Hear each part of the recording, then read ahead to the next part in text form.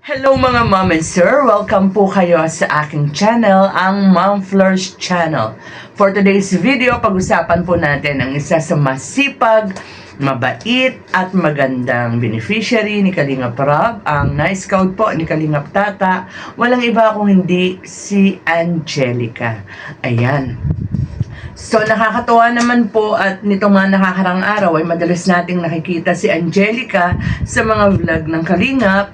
Sayang nga lang po nung Kalingap Ball ay hindi siya nakarating dahil nga po dun sa nakaraan nating video ay naipaliwanag naman natin na si Angelica po ay nagkasakit.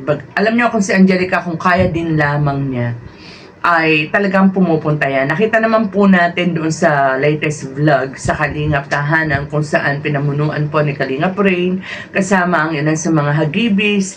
Siyempre nandiyan si Beshi, si Tiny, siyempre ang kanyang scouter na si Kalingap Tata, and of course si Coach Ralph na nakumpirma doon na si Angelica nga po ay nagkasakit kung bakit hindi nakapunta sa Kalingap Ball. Sayang nga, mas maganda kung personal na natanggap ni Angelica yung kanyang award bilang Best Actress. Actually, nung pinapalabas pa yung series ni Angelica with Kuya Val, o yung sa production o sa direction ni Kuya Val, nakagawa ako ng nakagawa ako ng reaction video na hinuhulaan ko na kung magkakaroon ng awards tungkol dyan sa mga series na ginawa ni Kuya Val, ang bet kong maging Best Actress ay si Angelica. And yun na nga, no? Nanalo siya bilang Best Actress. Meron siyang katay dyan, si Cristaba. So, pareho namang magaling sila, kaya lang talagang itong si Angelica, parang natural yung acting niya. Kasi nakikita naman natin, di ba, kapag sa mga vlog ni Kalingap Rob, minsan kahit na gusto niyang pigilan yung kanyang luha, sobrang emotional tong batang ito. At saka, kumbaga, feel niya yung kanyang mga yung kanyang mga sinasabi, especially kapag nagpapasalamat siya. Bagamat yung iba, parang hindi nagugustuhan yung pag-iyak ni Angelica. Ako naman, sa akin naman, parang naiintindihan ko yung pinagkukuhanan ni Angelica. Nasabi ko na ito before kasi nga si Angelica, sanay siya na anumang pera na natatanggap niya o nila ay talagang hard-earned money. Talagang pinaghihirapan. Nakita naman po ninyo na yung sakripisyo ng bata. Last year pa to, di ba? Na alam natin yung may idea na tayo yung pagka holiday, 'di ba? Season, kumukuha sila ng anong tawag dito, kinayod na buko. Actually sila rin ang nagkakayod nito eh. Anong oras sila pupunta? 2 AM, 3 AM, 'di ba? And then kakayurin yung buko hanggang sa abutin sila kung hanggang anong oras sila abutin sa palengke. Kaya siguro init, lamig, pagod, puyat, plus dahil nga sa dami ng trabaho, madalas pang nakaka-skip ng pagkain itong si Angelica. Kaya nga 'di ba nung pinuntahan si Angelica ng Team Kalingap, ay anong oras na, dapat merienda na, pero si Angelica hindi pa nagtatanghalian. Kaya mas madaling magkakasakit. Ako, Angelica, iwasan mo yang mag-skip ka ng pagkain. Kahit konti kakain ka dahil nahirap pagka nagkasakit ka, lalo na yung pagdating sa bituka, di ba? Or yung, ang tawag dito, yung ulcer, no? So, wag mo pabayaan ang sarili mo kasi baka mamaya yung kikitain mo dyan sa negosyo mo ay kulang pang pambili ng gamot.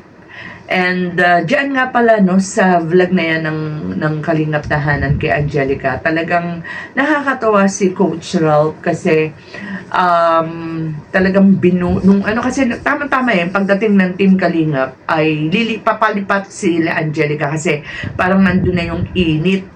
So, lilipat sila. So, hindi na nagdalawang salita si Coach. Talagang binuhat niya yung paninda ni Angelica. Alam naman natin na kahit nakinayod na yung buko na yan, mabigat pa rin. And doon sa nilipatan nila, talagang tinutulungan si Angelica ni Coach Ralph tsaka ni Kalingap Tata na magtinda. And then nung nakita ni Coach Ralph na medyo tanghali na, marami pang tinda si Angelica, kinakailangan ng i-vlog. Talagang inano niya na, pinakyaw niya na yung tinda ni Angelica. Kaya sobrang tuwa ni Angelica na payakap siya, no, kay Coach Ralph. Talagang sobrang saya niya. And actually, last year, nung pinanood natin, ganyan din ang ginawa ni Coach Ralph, na nung nakita niya na marami pang paninda si Angelica, siguro parang gusto ni Coach Ralph na makapagpahinga na si Angelica, eh binili niya na yung paninda, pinakyaw niya na. So, isa pa nga pala, no, si Angelica, makikita mo dyan na sobrang dedicated siya, sobrang ano talaga siya dun sa negosyo nila no, tutok talaga siya. Kasi kahit dumating yung Team Kalingap, alam naman natin na kapag ang Team Kalingap ay dumalaw sa'yo, kahit papaano may dalang blessing yan. Pero hindi pa rin tumigil sa Angelica doon sa kanyang, tuloy-tuloy pa rin siya sa pagbebenta nung buko, no. And although kahit na nagtitinda siya, patuloy sa pagtitinda, hindi naman niya kinakalimutan asikasuhin yung mga Team Kalingap, especially si Coach Ralph, ano. Kaya makikita natin yung kasipagan, kababaan ng loob ni Angelica. And kaya nga sabi ko, kapag nagpapasalamat siya, mararamdaman natin na yung pasasalamat niya hindi fake yung pagluha, kundi totoo, galing sa puso. Kaya every time si Angelica ay naiiyak din ako, pinipigilan ko, pero hindi ko kaya talagang pigilan. Nakakadala. And muli nagpapasalamat tayo sa mga sponsors ni Angelica na patuloy at hindi nagsasawang magbigay ng tulong kay Angelica, lalo na sa kanyang pag-aaral, at syempre kay Coach Ralph, sa Team Rajel, sa mga iba't ibang samahan ng Rajel, at syempre kay Kuya Val na isinasama si Angelica sa charity and sa pag-charity niya.